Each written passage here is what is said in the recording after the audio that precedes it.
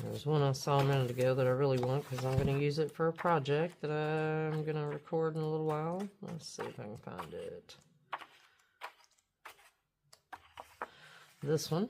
Okay. Alright. So if you take and kind of flatten, there's a crease right there, you know, where the fold line is. And just flatten it just a hair. It doesn't need to be much.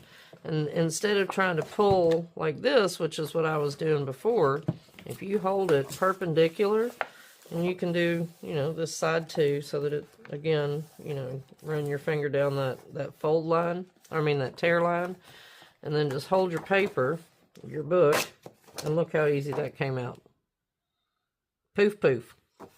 See that? Here, we'll do this one. And so I like having these papers to use. And I don't want to get rid of them, so what I do is I just make copies of them on cardstock, on my white cardstock, and then, you know, I can use them over and over again. See how easy that came out?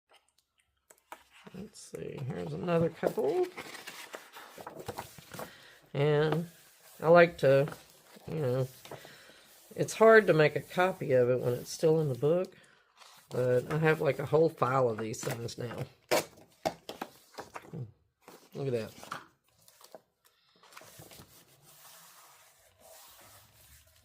That's how you do it. Make sure not to rip my magazine pages out. And just hold it down. And just pull like that. And it comes out perfect every time. How about that? Woot woot.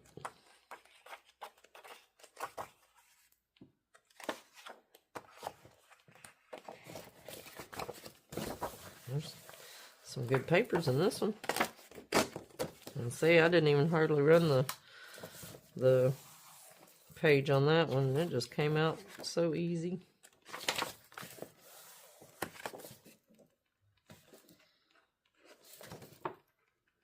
Oh, nope. Has to make a liar out of me, doesn't it? There we go. There we go. See?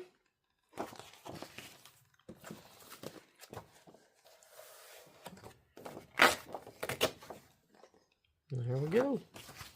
I think that's all of them.